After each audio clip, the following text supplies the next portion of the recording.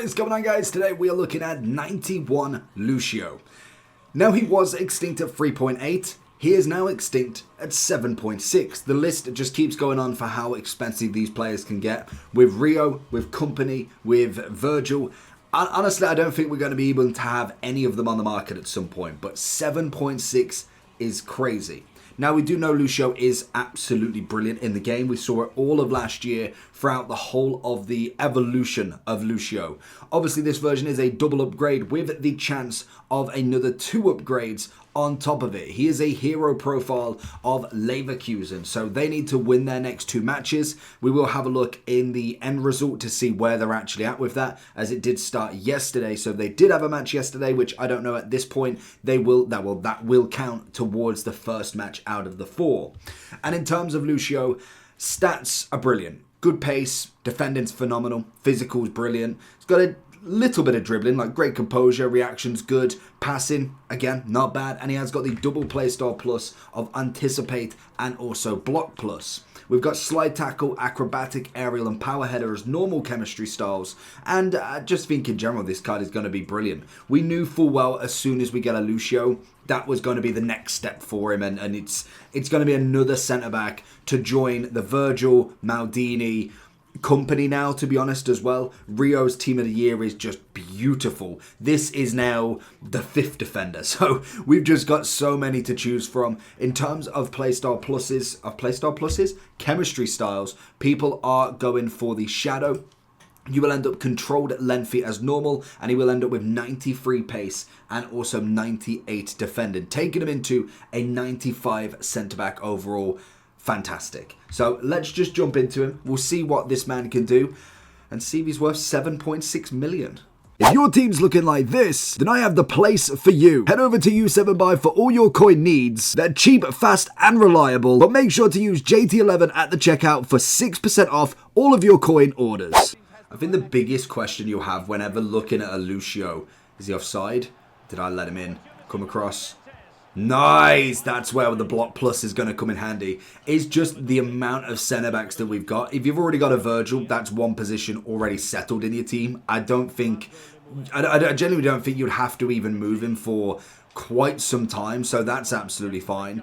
If then you've managed to get anybody, if you've done the SBC for Maldini, if you've managed to somehow pack a Rio, you've got a Company, then there isn't any need, good pass out, there isn't necessarily any need to upgrade him. And I'm not saying that anybody's really going out and buying 7.6 million coins worth of a centre-back, but it kind of puts the pressure on, should you even upgrade it? Because centre-backs are most definitely, like the gold one, still for Virgil, does the absolute business. So what's the point going massively over and spending an extra 7.45 million on a centre-back that you could still get away for 50,000 coins? And that isn't even the most expensive you can go. Like, there is a lot cheaper that you can go with. A Varane, you've obviously got Saliba's left, right, and centre. There's Cannavaro if you really wanted that shout. There's so many different options you can go for.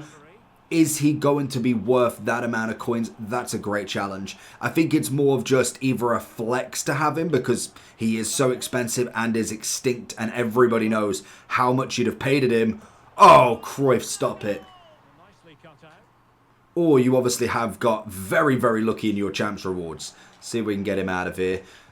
Ooh, okay. The one thing I do like as well, I know a little bit off topic, but especially with this Virgil, the long ball pass is brilliant to have on a centre-back at times. May not be useful every single time, but it's nice to be able to have that pass out. He's got Rio. Oh, Rio is just brilliant as well. I think the big thing that really helped Lucio in the debate of all of these big centre-backs as well is going to be that anticipate. If he didn't have that, I would say that his value still would be through the roof, but I feel like he definitely would be a lot less at times, and especially a pairing of Lucio and also Virgil.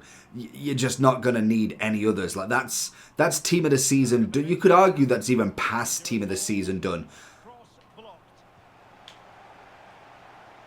Get the block, get the block, get the block, get the block. There it is. Oh no, come across. Somebody come across. He's going to look for that pass. We're going to have to hope.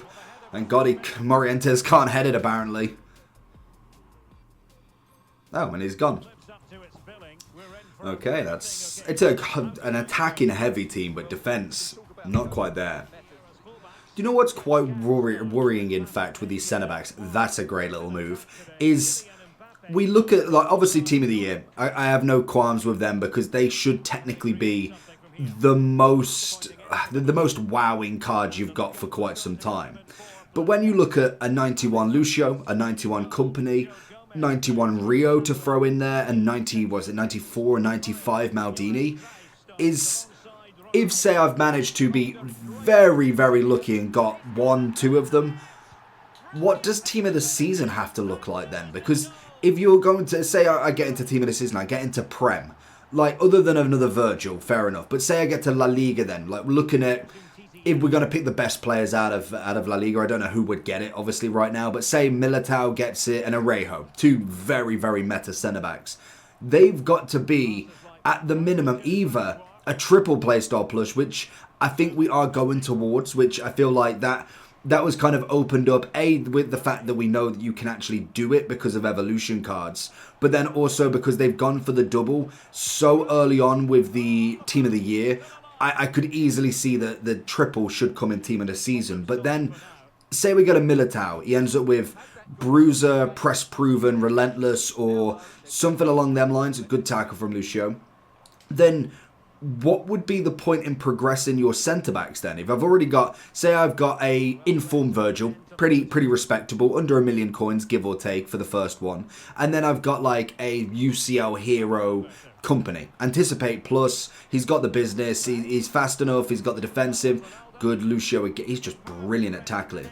So if I was then going to go against a Militao that, say, what, we saw them, the high ends are like 94, 95 it seemed, but I feel like this year we're looking more towards like a 93, 94 with a triple playstyle plus. If the playstyle pluses are not that good, what would be the point of me progressing anymore? I don't understand the progression there. That's going to be the really big issue, especially with centre-backs. Because attackers, I always like to go up and try new players anyway, so that's easier to change, and especially if I don't have an R9 or an Mbappe together, then I would change them a lot easier, and that would be the same argument again. But with centre-backs, I predominantly will choose who the best ones I've got. It's not going to be, oh, I want to try out this Team of the Season Militao. I might for one game and then that's it. I'm back to my normal pairing. So that is going to be a real worry, and it might be why these centre-backs are so expensive, because they are way above what they actually should be, because these are not even fully upgraded either. If you is it I think Leverkusen, did I say? If they manage to get somehow the 11 goals, the 2 wins, that's a 93 Lucio already. Like, I know they're probably harping on that maybe he just gets to the 92. There shouldn't be more than many teams that will get that 11. That's going to be absolutely crazy to see the end result there. I'd love it if this guy actually attacks, to be honest. We've managed to quell any danger. He's even got R9 there, which, to be honest, really should be... Hey, he should be attacking the numbers quite easily, but Lucio has been an absolute rock in the front there. Ooh, as I say that, he's got through. Watch that run. He's going to go for the pass. Oh, he's kept him on side as well. Somebody get back to him. I don't know why he didn't shoot there. He's got a Team of the Year Ronaldo. He could score from the byline if he wanted to. Get him in. Oh, block. Good lad, Virgil. Come across, and we'll spray it out with Lucio. Passing-wise seems decent. I like his pass out. Seems comfortable, calm, collective, as much as a video game should be. Big ball over the top. Can we find something? Little one. Oh, go with the bicycle. Cruyff trying to take someone's head off. Oh, no, I've given him... Okay, I was going to say, I've given him the run. One thing I would be interested in, because he's... Lucio, is he that tall? He's 6'2".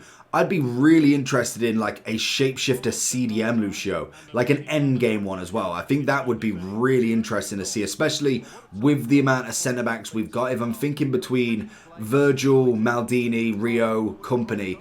I'm pretty sure all of them, if not most, are like 6'3" to 6'4".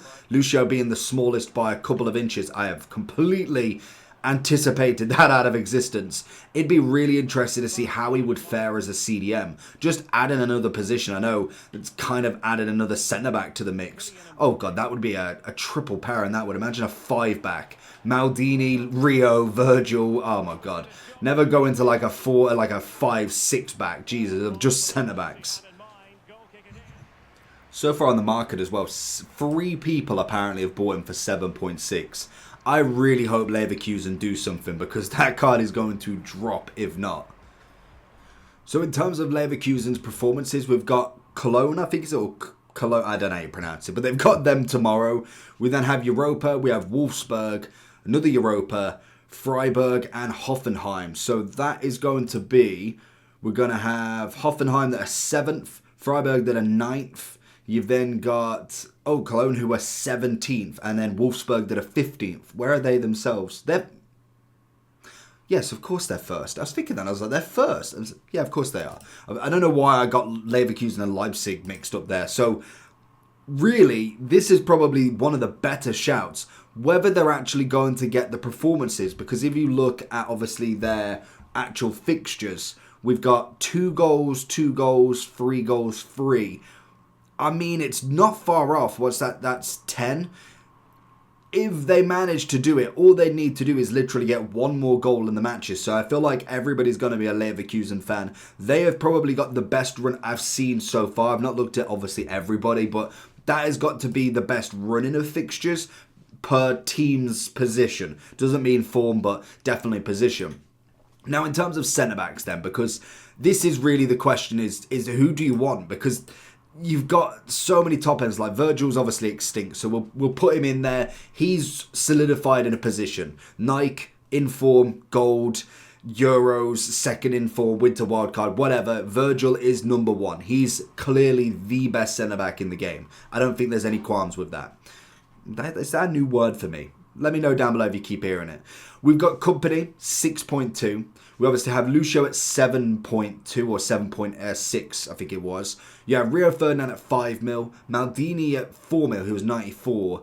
And then I'd probably say that's it. That would be my top 6 centre-backs. So we've got Intercept, Quick Step, nice. Isn't lengthy in any way. You've got Rio with Slide Tackle, Anticipate. That personally puts him in a massive advantage for me. Is mostly lengthy. And then you've got Company with Anticipate and... Where has he gone? Anticipate and Intercept. So that's, again, another pretty good one. Block is decent enough. I think that, again, is going to be a passive one that's really like an aerial. It's just whenever the moment arises, he'll be able to have it. So that's absolutely fine.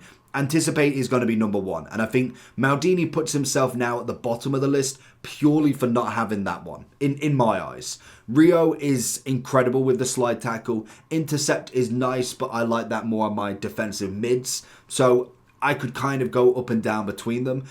I would say it's Rio, Lucio, and Company. Let's put them together and just see where the comparisons lie, because we've obviously got him at... Oh, in fact, we'll put them all in because we want to see what the height difference is. I'm pretty sure Lucio is the smallest, but I cannot remember what Rio's height is. So if we go into info, we got... Oh, okay, Rio is the same. 6'3", 6'2", 6'2". It's fair enough. We've got free stuff. That's absolutely fine on a centre-back. Stat-wise, pace obviously goes to Rio. Company is the same as Lucio. We've got, let's just have a look at the bases. So 93, 93, 93. So everybody's got the same defending. Physicality is one difference as well. Dribbling-wise and passing goes to Lucio. That's decent. Shooting I don't care about on a centre-back. What's the composure value for all of them? We've got 96. Wow. But then obviously the dribbling's up.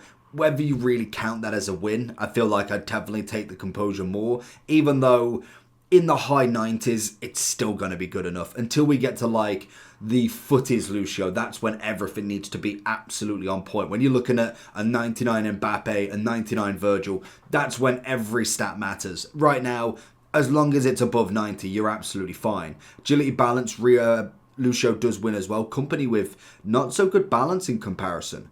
Defending was all the same, but obviously we'll have different kind of points that are better. We've got strength and aggression on Company.